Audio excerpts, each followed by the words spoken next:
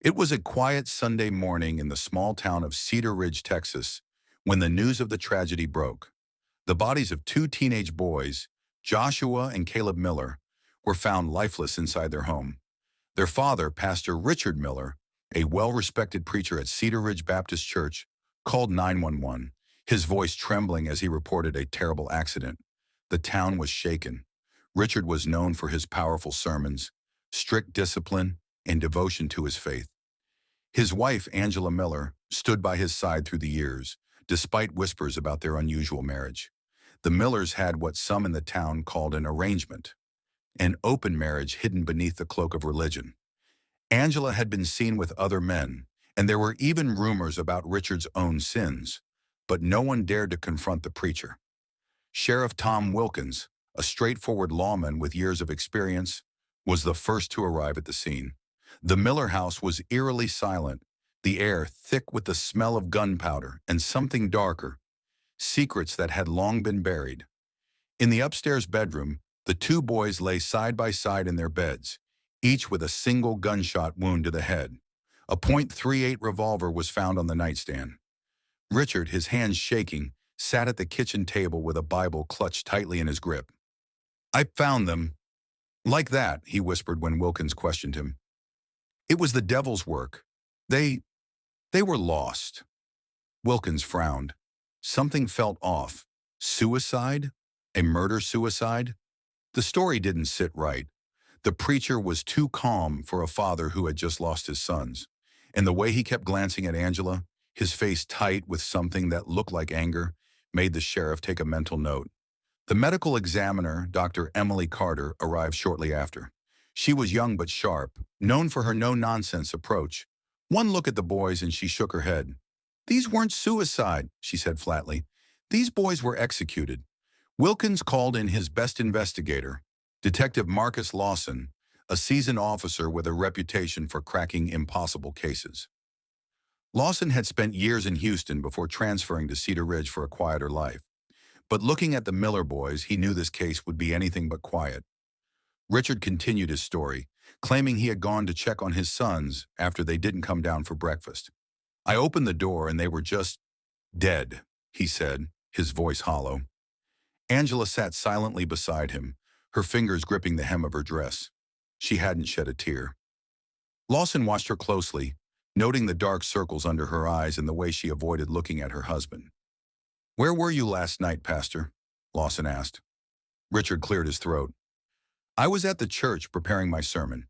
And you, Mrs. Miller?" Angela hesitated. "I was home, but I went for a drive around midnight. I couldn't sleep." Lawson nodded. "And the gun? Who owns it?" Richard swallowed. "It's mine. I keep it locked in my study. Was it locked last night?" Richard's lips tightened. I don't know. I thought so." Lawson exchanged a look with Wilkins. The story was getting shakier by the second. As the bodies were taken away, Lawson took one last look at the bedroom. The beds were neat, almost too neat. The crime scene was staged. He could feel it. But why? As he walked back downstairs, he heard Angela whisper something under her breath. He turned just in time to see Richard squeeze her wrist, a silent warning. Lawson knew then, this wasn't just a tragedy, it was something much darker. And he was going to find out the truth, no matter how deep he had to dig. Detective Marcus Lawson sat in his car, staring at the Miller house. It was a typical Texas ranch-style home, nestled on a quiet street, its white picket fence barely standing against the overgrown weeds. From the outside, it looked like any other family home in Cedar Ridge. But Lawson knew better. Beneath the calm surface, something far more sinister was lurking. The open marriage that the Millers had secretly kept under wraps for so many years was no longer just a rumor. There was more to it, something Richard and Angela were desperate to protect. Lawson had seen enough in his career to know that when a family hides things like that, it usually meant one of two things: money or murder. His phone buzzed, pulling him from his thoughts. It was Sheriff Wilkins. "Lawson, you'd better come down to the station," Wilkins said. "We've got something you need to see." The sheriff didn't sound too thrilled. Lawson put the car in gear and drove the short distance to the station. Inside, the sheriff was pacing the floor, clearly agitated. "What's going on, Tom?" Lawson asked as he stepped inside. Wilkins handed him a folder, and as Lawson flipped it open, he saw a series of photographs, pictures of Richard Miller and various women over the years. Some were from church events, others from more questionable locations. Lawson's eyes narrowed. The man had been playing both sides, preaching righteousness while secretly indulging in his own desires. "Where did you get these?" Lawson asked. "Angela's car," Wilkins replied. "I had a hunch. When we searched the house, we didn't find much, but we found this in her glove box. Thought you might want to see it." The pictures didn't tell the whole story, but they confirmed what Lawson had suspected. Richard Miller wasn't the saint he claimed to be. His wife, Angela, had been involved in an affair, or several, and Richard was well aware of it. "What do you make of it?" Wilkins asked, his face grim. "I think we've got a motive," Lawson replied, "and I think it's tied to the boys. The way they were killed, it wasn't just about punishing them. It was about making a statement." The sheriff looked confused. "A statement? How do you mean?" "Richard was living a lie, Tom. His whole life was built on the facade of being this righteous preacher, but he couldn't control his own home. Angela stepped out on him, and he couldn't take it. He needed to send a message, not just to her, but to the world. He needed to prove he was still in control.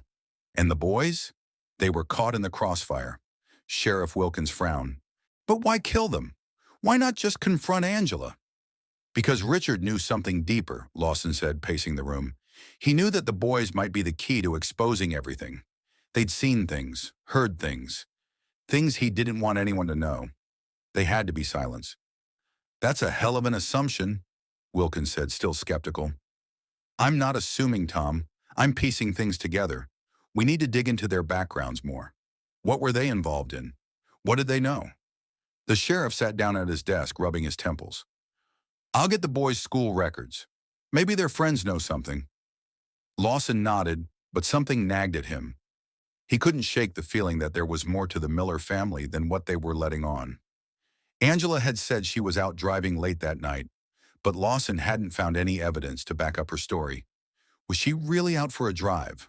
Or was she part of something much darker? The detective left the station and headed straight for the Miller house again. This time he needed to speak with Angela. Her story didn't add up, and he was determined to get answers. Angela was sitting on the front porch, a glass of iced tea in her hand, looking eerily calm. Her eyes flickered up as Lawson approached, but she didn't make any attempt to hide her face. It was as if she had already accepted that the walls were closing in. "Mrs. Miller," Lawson said, his voice steady, "I need to ask you a few more questions." Angela took a slow sip of her tea before setting it down on the porch railing. "I've already told you everything I know, Detective." Lawson took a seat beside her, his eyes narrowing. "You say you were driving late that night, but I can't find any record of you being on the road. No gas station receipts, no toll records, no witnesses. Where did you go?" Angela's face remained impassive, but her fingers twitched. "I told you, I was out driving, just clearing my head. I didn't think it was anyone's business." "But it is, Mrs. Miller," Lawson pressed. "Your husband's story doesn't add up. Neither does yours. The boys are dead. I need to know the truth." For the first time, Angela's composure faltered. "You think Richard did it, don't you?" "I think Richard's hiding something, and I think you are too." Angela took a deep breath. "I'm not hiding anything. Richard has always been complicated, but he would never hurt his sons." "You say that now," Lawson said, "but your husband's secret life might have caught up with him. What do you know about the pictures I found? About his affairs?" Angela's face went pale.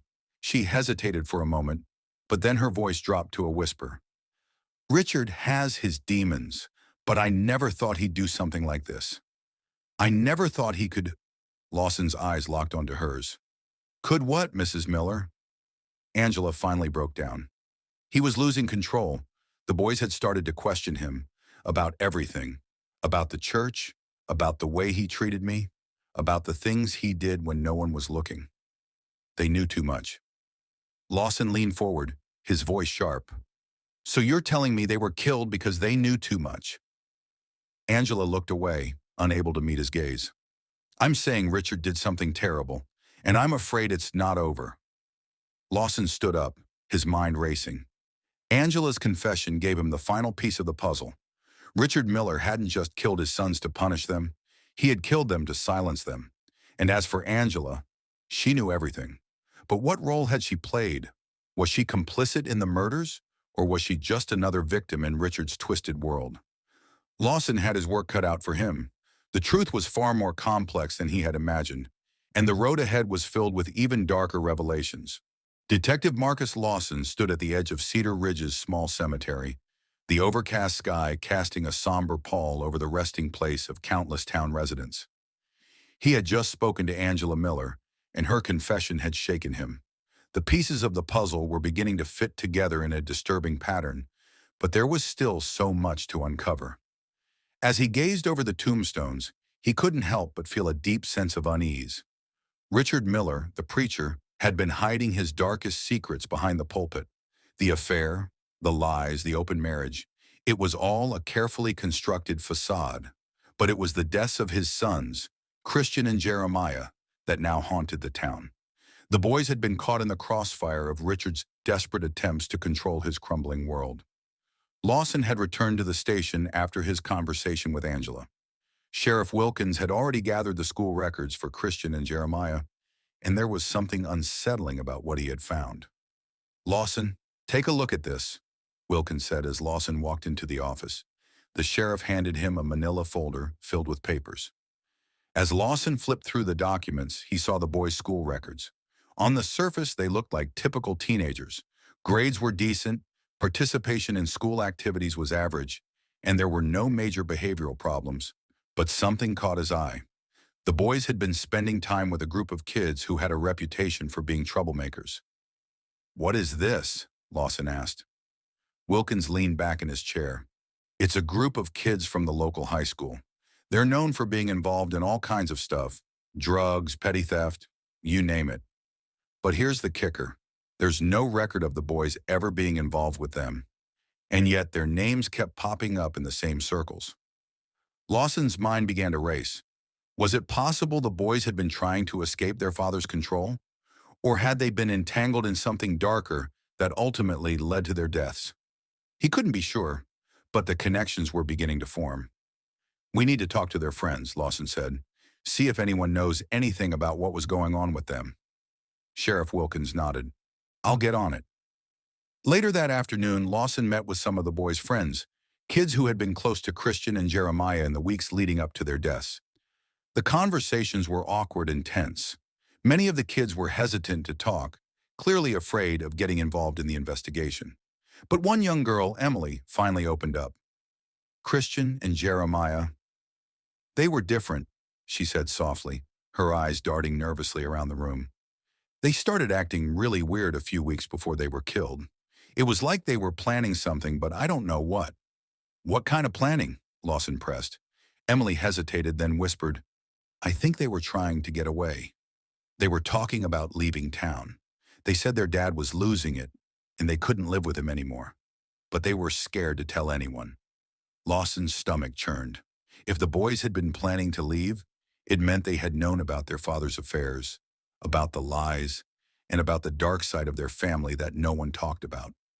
The fact that they had wanted to escape, especially at such a young age, spoke volumes about how oppressive and dangerous their home life had been. "What else did they say?" Lawson asked, his voice urgent. Emily's eyes welled up with tears. "They said they were afraid their dad would hurt them if they told anyone what they knew. I didn't understand it at the time, but now, I think they were trying to get out before he did something bad." Lawson could feel the weight of her words pressing on him. The pieces were falling into place, and they were pointing to one horrific conclusion. Richard Miller had murdered his sons because they knew too much. They had been a threat to his perfect, carefully curated life, and Richard had silenced them before they could expose him. "Did they say anything else?" Lawson asked. Emily wiped her eyes. "Not much. Just that they didn't want to live in fear anymore. I wish I could have done something, but I didn't know what to do." Lawson put a hand on her shoulder, offering a small amount of comfort. "You did the right thing by speaking up now. You've helped more than you know." As he left the high school, his mind kept circling back to Angela Miller. She had confessed that Richard was losing control, but there was still something about her story that didn't sit right with him. Angela claimed that Richard would never hurt his sons, but Lawson knew that people often lied to protect themselves, especially when the truth was too ugly to confront.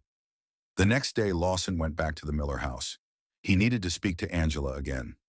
This time, he would press her for more details, no matter how painful it was. As he approached the front door, he noticed the same cold, empty look on her face as she answered the door. "Mrs. Miller," he said, his voice firm, "I need to ask you again. What really happened the night your sons were killed?"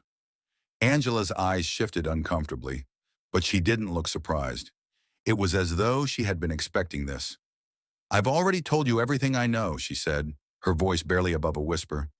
"Richard, he was always strict with them, but he would never hurt them." Lawson shook his head. "I don't believe you, Mrs. Miller, and I don't believe you when you say Richard would never hurt them. You knew what was going on in your house. You knew your sons were terrified of their father. They were afraid of him, and they were right to be." Angela's face grew pale, and she took a step back from the door. "What are you trying to say?" "I'm saying your husband murdered your sons," Lawson said, his voice cold. "And I'm saying you knew about it. You knew what he was capable of." Angela's face crumpled as the tears began to fall. "I never wanted this. I never wanted any of this. I loved them. But Richard was out of control. He had his demons, and they were eating him alive. I couldn't stop him." "Did you help him, Mrs. Miller?" Lawson asked, his voice tight. "Did you turn a blind eye while he did this?" Angela collapsed into a chair, shaking her head. "I didn't help him, but I didn't stop him either." The weight of her confession hung in the air. Richard Miller had taken his sons' lives to preserve his own reputation, to maintain the facade of the perfect preacher. But Angela had known, and she had let it happen. As Lawson walked out of the house, he felt the burden of the truth settle heavily on his shoulders. The Millers' perfect life had been a lie, and now 2 innocent boys were dead because of it. But there was still one more thing Lawson needed to know. What had driven Richard to murder his own flesh and blood? And what would he do to cover his tracks? Detective Marcus Lawson sat at his desk, the weight of the case pressing down on him. His mind replayed the moments he had spent with Angela Miller. The pieces were aligning, but he could feel there was still one crucial part of the puzzle missing. The way she had confessed to knowing about Richard's instability, yet remained so passive in the face of her son's deaths. It was unsettling. There had to be more. He needed to understand what had truly happened that night. Hours passed as Lawson went over the case files again, combing through every piece of evidence, every witness statement, every detail. He had spoken to the medical examiner earlier that day. The boys had both been shot at close range, executed really. The brutality of it all suggested more than just a fit of rage. It felt like a calculated act. Richard Miller, the preacher, had been losing control of his family. But why? Lawson still didn't have the full story, and he wasn't going to rest until he did. The next morning, Sheriff Wilkins called. "Lawson, we've got Richard." He turned himself in. It was a surprise, but not entirely unexpected. Preachers, especially ones like Richard, who had built their lives around a perfect image, weren't the kind of men who could live with the burden of their sins forever. Lawson had expected it to happen sooner or later. Richard Miller had walked into the sheriff's office that morning, his face cold and expressionless, his eyes devoid of the spark of life. He had requested a private meeting with Lawson, and now the detective found himself walking down the dimly lit hallway of the county jail, towards the interrogation room. As Lawson entered, he saw Richard sitting at the table, his hands folded in front of him, his posture stiff. The preacher's once pristine suit was wrinkled, his tie slightly askew. He looked like a man who had lost everything. "Richard," Lawson began, sitting across from him, "you've been through a lot these past few days. I know this isn't easy, but I need you to tell me what happened." Richard didn't immediately respond. He simply stared at the table, his fingers drumming lightly on the wood. After a long pause, he lifted his head, his gaze locking with Lawson's. "I killed them," Richard said flatly, as though he were stating an undeniable fact. "I killed my sons, and I'll never be able to take that back." Lawson sat back, taken aback by the calmness in Richard's voice. There was no sign of remorse, no shaking hands or choked words, just a cold, detached acknowledgement of the act. It was as if Richard had long since come to terms with his crime, perhaps even embraced it. "Tell me why," Lawson urged, his voice steady but filled with urgency. "Why did you do it?" Richard exhaled sharply and leaned back in his chair, his gaze drifting to the ceiling. "It was never supposed to happen this way, but I couldn't let them destroy everything I had built. I couldn't let them expose me for what I really was." "You mean your affair?" Lawson pressed. Richard's eyes narrowed, but he didn't flinch. "Yes, the affair, the lies. But it wasn't just that. My boys were turning against me. They were getting older, and they were starting to see things for what they were. They were starting to question me, to doubt me. I couldn't let them do that. I couldn't let them ruin everything I had worked for." Richard's voice had grown quieter now, almost a whisper. "I loved them, but I loved my image more. I couldn't let anyone tear it down, not even my own flesh and blood." Lawson listened in stunned silence as Richard continued. "They were caught in a web of lies, my lies, Angela's lies, and they wanted to leave. They wanted to escape, and I couldn't let that happen. Not after everything I'd done to build this life. I was losing control, and when you lose control, you have to regain it. I did what I had to do." The detective felt a chill run down his spine. Richard wasn't just a man who had killed in a moment of rage. He was someone who had planned the murder, who had coldly and methodically taken his sons' lives to preserve his own reputation. He had seen them as threats, obstacles to his perfect life, and he had eliminated them without hesitation. "How did you do it?" Lawson asked, his voice soft. Richard's lips curled into a grim smile. "I did what I always did. When I needed to set things right, I used the gun. My father taught me that. I kept it locked in my office in case something like this ever happened. I knew my boys were too curious for their own good. They had been snooping around, asking too many questions. They found out about the affair. They were starting to put things together. I couldn't let them speak." He paused, then added, "I made them kneel in front of me. I told them it was for their own good. I told them I had to protect the family's name. And then I pulled the trigger. Once, twice. Each time I saw them flinch, and I knew I had to finish it. I couldn't leave them alive, knowing what they knew." The words were as chilling as the crime itself. Lawson had heard of fathers driven by fear and jealousy, but this was something else. This was a man who had placed his own fragile image above the lives of his children. A man who had believed somehow that he was justified in ending their lives to protect his secrets. "You don't feel sorry?" Lawson asked, his voice barely above a whisper. Richard met his gaze without blinking. "Sorry? For what? For doing what had to be done? For keeping my family intact? Number, I'm not sorry. I did what I had to do. I saved everything that mattered." Lawson sat in stunned silence. He had heard many confessions in his time, but this one felt different. There was no remorse, no guilt, just cold rationalization.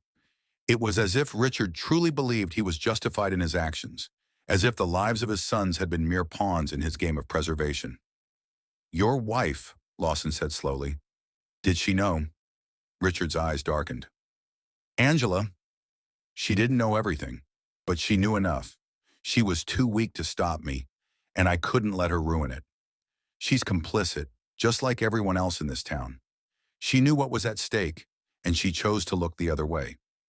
The preacher's confession was unsettling in its clarity. He had not only murdered his sons, but he had also convinced himself that his actions were justified. In his eyes, he was a protector, not a murderer. The twisted logic was all too real, and Lawson couldn't help but wonder how many other lives had been affected by the lies Richard had told. As Lawson left the interrogation room, he knew that the case was far from over. Richard Miller had confessed, but there were still questions that needed answering. Why had Angela stayed with him? What role had she played in the deaths of her sons? And what other dark secrets lay hidden behind the walls of the Miller household? The road to justice was only beginning, and Lawson was determined to follow it wherever it led. As Detective Lawson walked out of the sheriff's office, the weight of Richard Miller's confession hung heavily in the air. He had expected some form of regret, some sign of humanity in the preacher's words, but instead he had been met with a chilling display of justification. Richard's cold indifference to the brutal murders of his own sons left Lawson unsettled. There was more to this story than met the eye. The pieces were slowly coming together, but the picture wasn't yet clear. It was time to bring in Angela. Sheriff Wilkins had arranged for Angela Miller to be brought in for questioning. Lawson had a hunch that she wasn't as innocent as she appeared. She had been complicit in the secrets that had shaped the Miller family's twisted existence. Angela might not have pulled the trigger, but she had certainly played a part in the tragedy that had unfolded in her home. When Angela entered the interrogation room, her eyes were puffy, her face pale from the weight of her grief. Her movements were slow, almost robotic, as she sat down across from Lawson. She hadn't spoken much to the press, only offering brief statements about how devastated she was by the loss of her sons. But Lawson wasn't buying it. There was something about her that didn't sit right with him. "Angela," Lawson began, his voice calm but firm, "I need you to tell me everything. About your sons, about Richard, and about that night." Angela looked down at her hands, wringing them together nervously. It was clear she was struggling with the flood of emotions coursing through her. But Lawson had learned long ago to read people. Her body language screamed guilt. She wasn't innocent. She knew more than she was letting on. "I," Angela started, her voice trembling. "I don't know what to say. It's all a blur. I don't know how we got here. I loved my boys. I didn't want this to happen." "Angela, I'm not here to judge you," Lawson said softly. "I just need the truth. Your husband, Richard, has already confessed to killing your sons. He says you were complicit, that you knew everything. Is that true?" Her eyes shot up, a flicker of fear crossing her face. For the first time since she had entered the room, Angela appeared visibly shaken. "What? No. No, that's not true. I didn't know Richard would do that. I didn't know he would kill them." Lawson leaned forward. "Angela, we know about the affair. We know about the secrets in your family. We know that you've been living in a lie. But what we don't know is why you didn't stop Richard. Why didn't you protect your sons? Why didn't you say something?" Angela's face crumpled as the tears started to flow.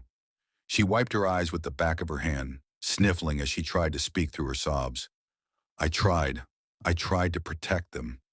But Richard, he was so angry.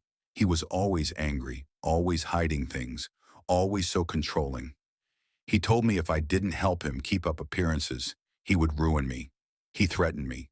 And the boys, they were just kids. They didn't understand what was happening." Lawson could see the cracks in her story. Angela had been just as caught in the web of lies as Richard had spun. But it didn't explain everything. "Tell me what you knew about your son's relationship." Richard says they were starting to question everything. They were asking too many questions about your life together. What was going on with them? Angela hesitated, her gaze flicking to the side as she struggled with the truth. "The boys, they were changing. They were getting older, starting to see things for what they were.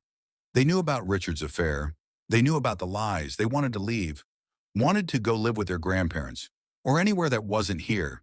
They, they were ashamed of their father, ashamed of the family. I didn't know how to fix it. I didn't know how to make it right." Lawson's heart pounded as the pieces slowly clicked into place. Angela had been trapped too. She had been afraid of losing everything. The life Richard had built for them, the image they had created.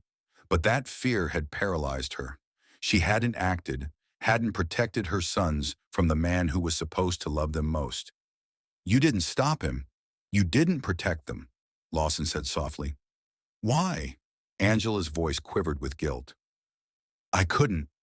I was too scared of him. Richard, he had a hold on me.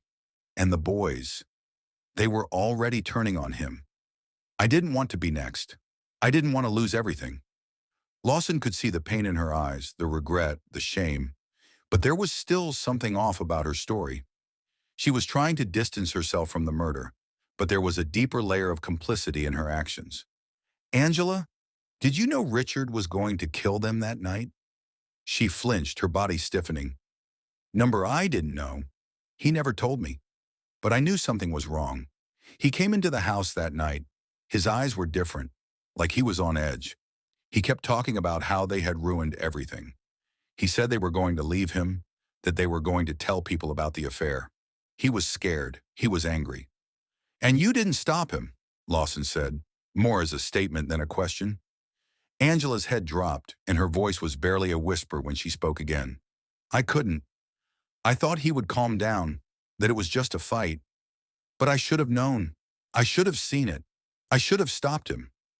Lawson felt a sense of cold realization settle over him. Angela wasn't just a victim here.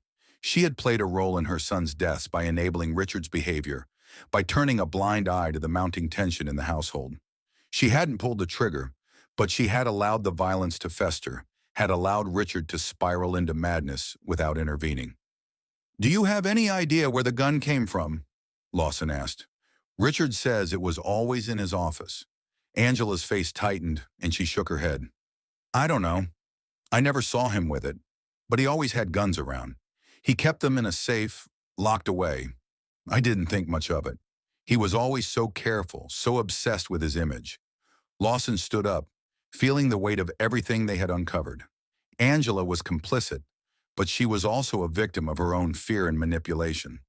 There were still so many layers to this tragedy, and Lawson wasn't sure they'd ever fully understand the depth of the Miller family's dysfunction.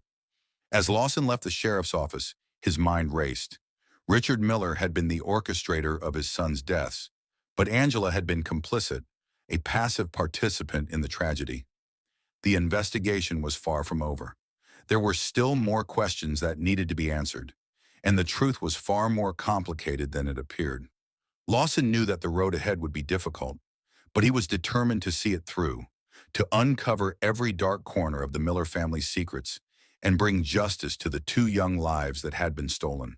As Detective Lawson continued to piece together the twisted puzzle that was the Miller family, the gravity of the situation deepened.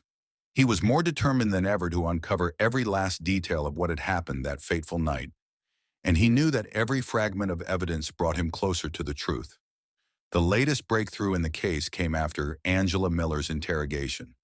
Although her role in the deaths of her sons had been more passive, the investigation had begun to unravel something far darker, something that transcended the brutal killings of the teenagers. Sheriff Wilkins had placed a call to Lawson early the next morning. "We've got something, Lawson. You'll want to see this." Lawson grabbed his jacket and headed to the sheriff's office. His mind was racing, wondering what new development had occurred. He couldn't shake the feeling that they were just scratching the surface, that the truth behind the murders was more complex than anyone could have anticipated. When Lawson arrived, Wilkins handed him a folder marked urgent and motioned for him to sit. "Angela's statement has triggered a deeper dive into Richard's past," Wilkins explained. "We've managed to trace some of Richard's financial records. Turns out there's more to the story than we thought."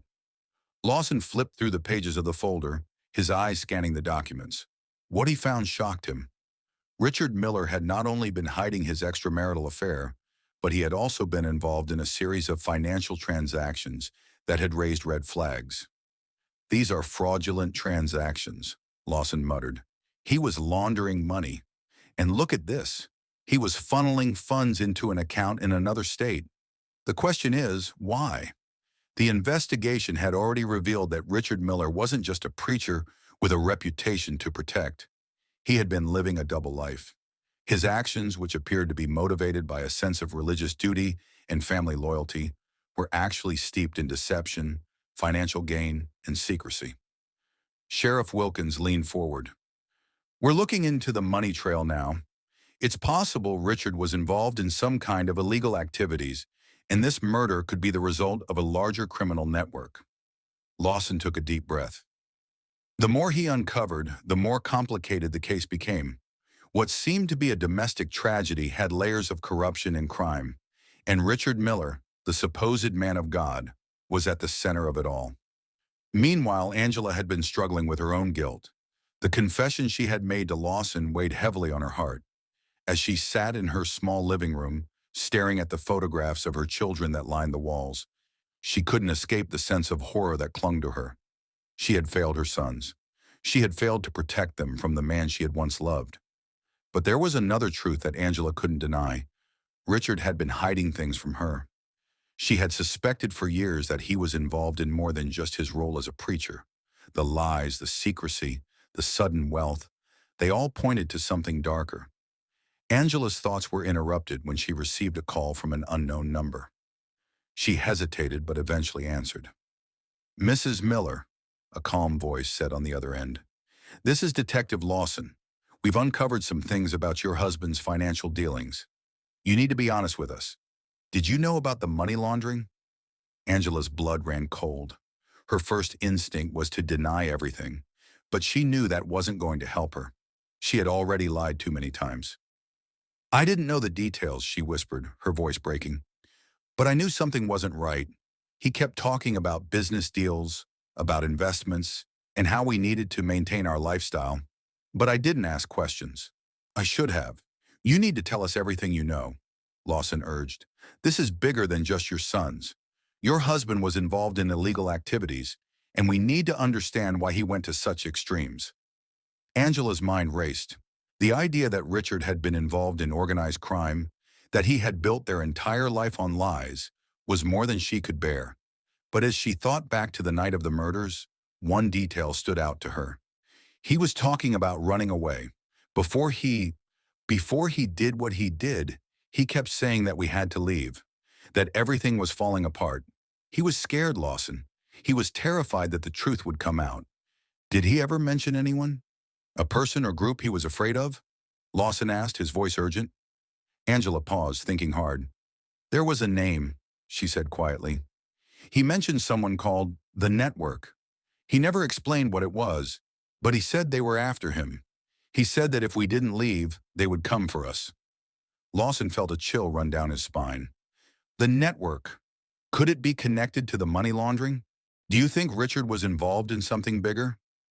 "I don't know," Angela replied, her voice trembling, "but I think that's why he killed the boys. He was afraid they were going to expose him. They knew too much, and they were ready to leave. I think he saw them as a threat to everything he had worked for." Lawson's head swirled with new information. Richard's fear of being exposed, his need to maintain control, and the sudden urgency in his actions made sense now. It wasn't just about his son's betrayal. It was about protecting himself from a much larger threat, and he had gone to the most extreme lengths possible to silence them. In the days that followed, Lawson worked tirelessly, tracing the money trail and digging deeper into Richard Miller's past. With the help of federal agents, they uncovered a hidden world of illicit deals, offshore accounts, and ties to organized crime. Richard had been living a double life, and his deadly actions had been motivated by fear and desperation. The investigation had taken a dark turn. This wasn't just a case of a preacher gone mad. It was a case of a man trying to protect himself from a web of corruption he had created. And in the process, he had destroyed the lives of those closest to him, his wife, his children, and ultimately himself. As Detective Lawson stood in the Miller family home, looking out at the empty field stretching beyond the property, he couldn't help but feel the weight of what had transpired. Richard Miller's murder of his sons had been the tragic culmination of years of lies, greed, and fear. But Lawson wasn't finished. There was still work to do. The investigation was far from over. The network, Richard's dark dealings, and the full extent of the corruption would all have to be exposed. Lawson was committed to seeing this case through to the end, no matter how deep the rabbit hole went. The weeks that followed the investigation were some of the most exhausting and enlightening that Detective Lawson had ever experienced. The case of Richard Miller, a preacher turned criminal, had taken a toll on him, but the more he uncovered, the more he realized that the roots of the problem went far deeper than anyone could have imagined. After Angela Miller's shocking revelations about the money laundering, the investigators had turned their attention to the mysterious network Richard had feared so much. What had once seemed like a small-town tragedy now appeared to be a much larger web of corruption and illegal activity, involving more people than just Richard Miller. Detective Lawson sat at his desk, reviewing the files in front of him. The case had grown more complex with each passing day. Angela's statement about the network was the final piece of the puzzle, But it raised even more questions. Who were they? What did they want from Richard? And most importantly, why had Richard been so desperate to protect them and his criminal activities? Sheriff Wilkins had pulled in every available resource to investigate the network further. Federal agents, financial experts, and even a few experts in organized crime had been consulted. They scoured records, traced financial transactions, and followed every lead that came their way. Eventually, they uncovered the horrifying truth. Richard Miller had been laundering money for an international criminal syndicate. He had started small, skimming funds from the church's donations and gradually expanded into more dangerous dealings. The network was a powerful group with a global reach: drug trafficking, human smuggling, and even ties to weapons trade. Richard had been their perfect pawn, a respected figure in the community, with no one questioning his actions.